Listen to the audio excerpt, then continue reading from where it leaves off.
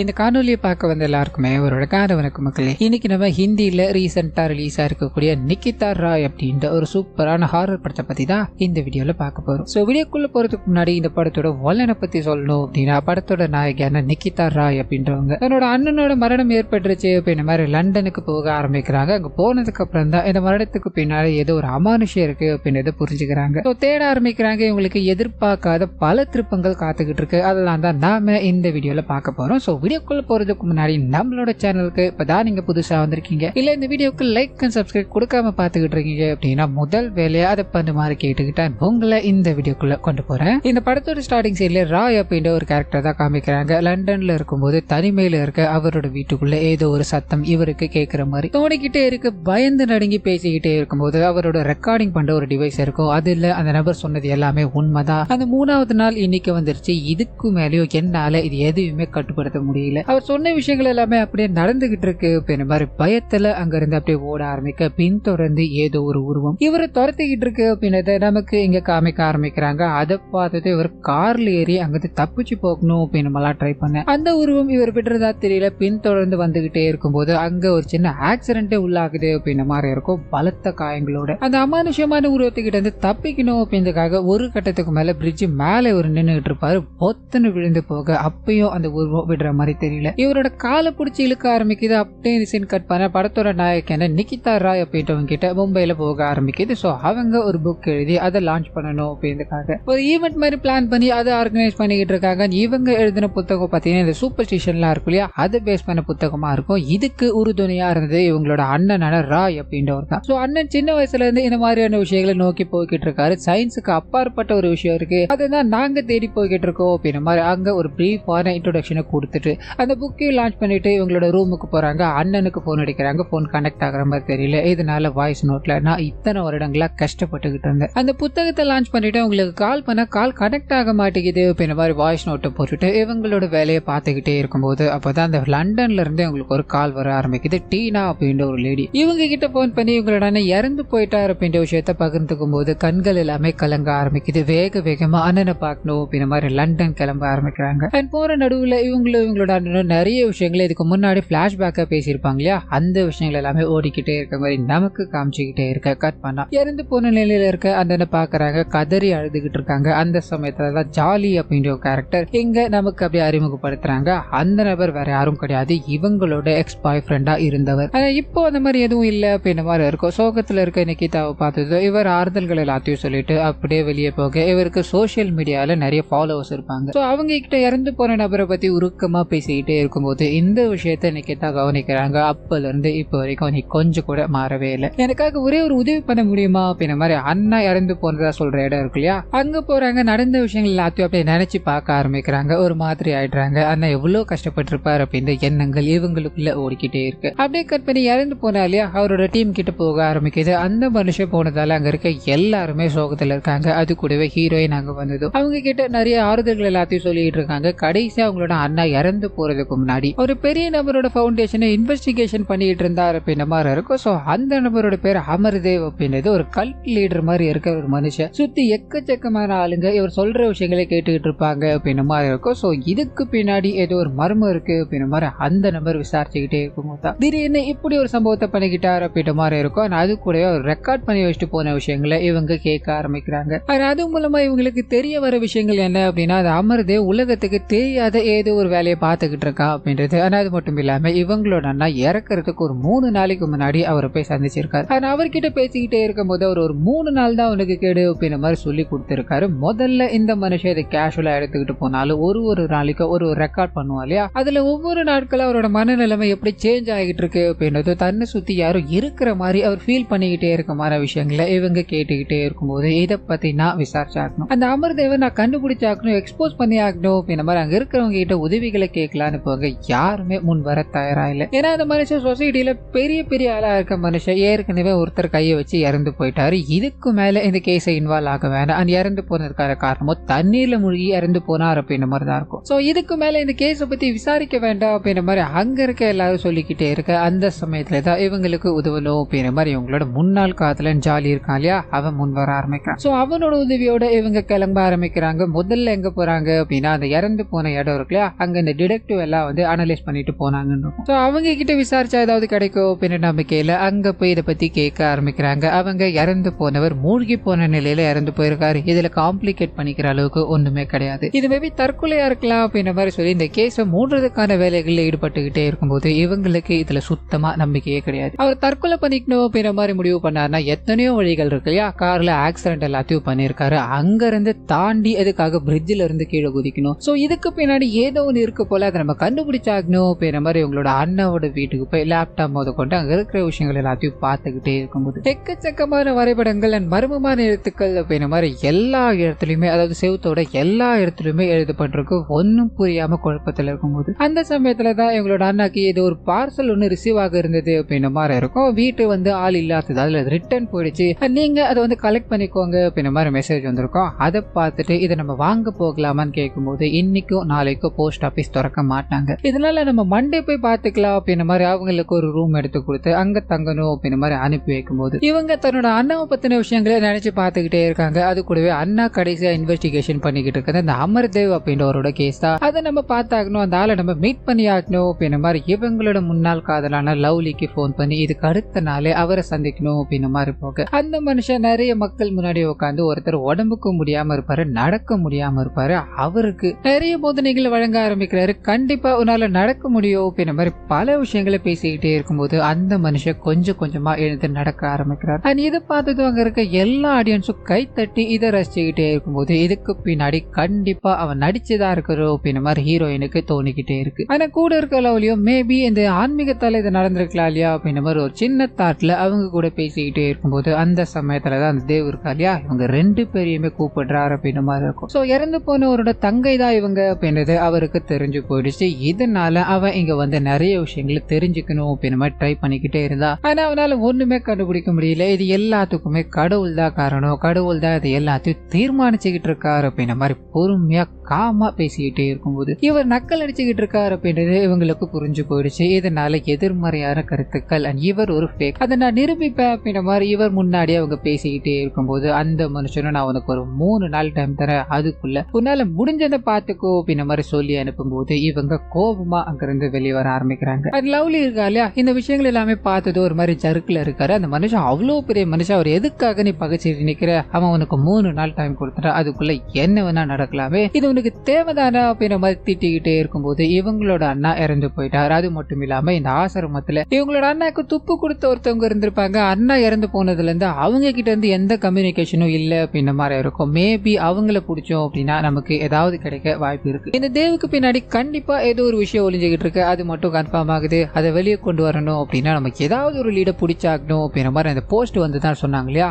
அங்க போறாங்க. அந்த போஸ்ட் வந்தவர் தான் வாங்கணும் அப்படின்ற மாதிரி அங்க இருக்கவங்க டிமாண்ட் பண்ணிக்கிட்டே இருக்கும்போது லவ்லி சோசியல் மீடியால கொஞ்சம் ஃபேமஸ் ஆனால்தான், இதனால அவங்க கிட்ட பேசி அந்த பார்சலை எப்படியோ வாங்கிட்டாரு. அதை பிரிச்சு பார்க்க ஆரம்பிக்கிறாரு. அது மூலமா அந்த ஆசிரமத்துல இருந்து ஒரு லேடி தான் அனுப்பி வச்சிருக்காங்க அப்படின்றது தெரிய ஆரம்பிக்குது. சோ இவங்களோட அண்ணாவோட தூது கொடுத்துக்கிட்டு இருந்த பெண் இவங்க தான் அப்படின்ற மாதிரி கன்ஃபார்ம் பண்ணிட்டு அதை ஓபன் பண்ணி பார்க்கும்போது அங்க ஒரு பழைய புத்தகம் இருக்கு, அதுல ரத்தத்தால் எழுதப்பட்ட நிறைய எழுத்துக்களும் வரைபடங்களும் இருக்கு. இதே வரைபடத்தை தான் இவங்களோட அண்ணா வீட்டுல இவங்க நிறைய இடங்கள்ல பார்த்திருப்பாங்க. சோ ரெண்டுத்தையும் கனெக்ட் பண்ணி பார்க்க ஆரம்பிக்கிறாங்க. அது கூடவே இந்த லெட்டர் எழுதினவங்களோட அட்ரஸ் அதுல இருக்கிறதால வேகமா அந்த இடத்துக்கு போகணும் ட்ரை பண்ண லண்டன்ல இருந்து ஒரு சின்ன கிராமத்துக்கு போக ஆரம்பிக்குது.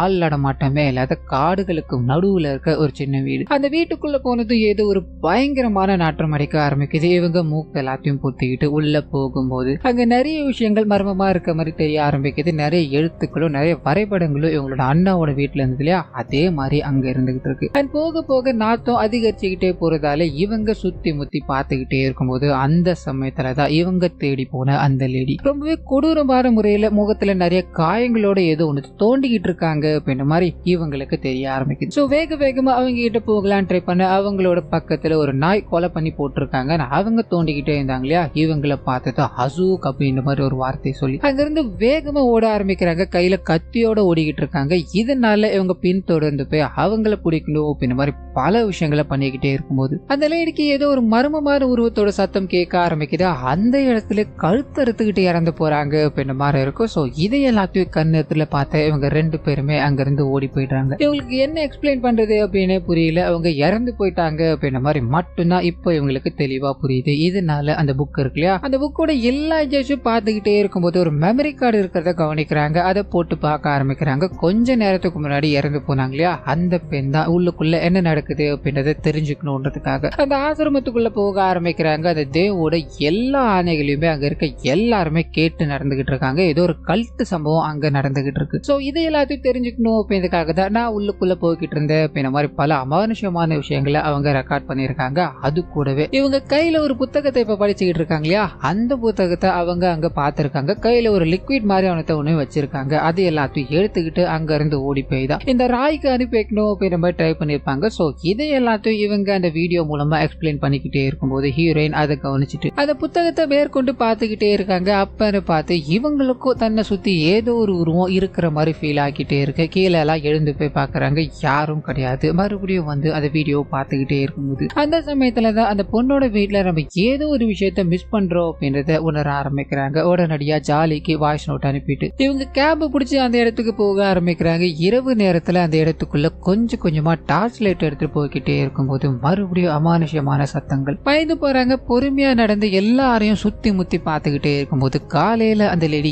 ஏதோ ஒண்ணு நோண்டிக்கிட்டு இருந்தாங்க அப்படின்னு மாதிரி இவங்க பார்த்தாங்க இல்லையா, அங்க போறாங்க. அதை மறுபடியும் நோண்ட ஆரம்பிக்கிறாங்க. அது மூலமா அந்த வீடியோல பதிவாயிருந்த ஒரு லிக்விட் மாதிரியான ஒண்ணத்தை இவங்க எடுக்கிறாங்க. அதை எடுத்துக்கிட்டு அங்கிருந்து போகலான்னு ட்ரை பண்ண அந்த மர்ம உருவம் ஸ்டார்டிங்ல இருந்து இப்போ வரைக்கும் காமிச்சாங்க இல்லையா, அந்த உருவம் இவங்க கண்ணு முன்னாடி வந்து நிக்க ஆரம்பிக்குது. இவங்களை துரத்த ஆரம்பிக்குது. பயந்து அங்கிருந்து ஓட ஆரம்பிக்கிறாங்க. தன்னோட உயிரை காப்பாத்திக்கணும் அப்படின்னு மாதிரி அங்க எங்குமா மாத்தி மாத்தி ஒளிஞ்சுக்கிட்டே இருக்கும்போது அந்த மர்ம உருவம் இவங்களை சாகடிக்கணும் அப்படின்ற மாதிரி துரத்த ஆரம்பிக்குது. நிறைய பிணங்கள்லாம் இருக்கு இல்லையா, அது எல்லாத்தையும் எடுத்து சாப்பிட்டுக்கிட்டு இருக்கு அப்படின்றது எல்லாத்தையும் இவங்க பாக்குறாங்க. பயந்து ஓடிக்கிட்டே இருக்காங்க. பட்டுன்னு ஜாலி இருக்கா இல்லையா, இவங்களோட வாய்ஸ் நோட்டை பார்த்து அந்த இடத்துக்கு வந்திருப்பாரு. வேக வேகமா இங்க இருந்து போ அப்படின்ற மாதிரி கார்ல போய்கிட்டே இருக்கும்போது அந்த உருவத்தை நான் பார்த்தேன். அந்த உருவம் என்ன துரத்திக்கிட்டு இருந்தது அப்படின்ற மாதிரி இவங்க புலம்பிக்கிட்டே இருக்கும்போது இவர் சுத்தி முத்தி தேடி பாக்குறாரு. ஒன்னும் கிடையாது, நீ பயப்படாது அப்படின்ற மாதிரி வீட்டு கூட்டு போக இவங்களோட கையில அந்த லிக்விட் இருக்கு இல்லையா, இந்த லிக்விடாலதான் அந்த தேவ் ஏதோ ஒன்று பண்ணிக்கிட்டு இருக்கான் போல அப்படின்ற மாதிரி இவங்களுக்கு புரிஞ்சிருச்சு. இந்த டீம் இருக்கே இவங்களோட டீம், அந்த டீம் முன்னாடி இந்த லிக்விடால தான் அங்க இருக்க எல்லாருமே அவசியம் பண்றான்னு நினைக்கிறேன். அதை நான் உங்களுக்கு நிரூபிக்கிறேன் அப்படின்ற மாதிரி ஒரு டிராப் எடுத்து தண்ணியில கலந்து காமிச்சுக்கிட்டே இருக்கும்போது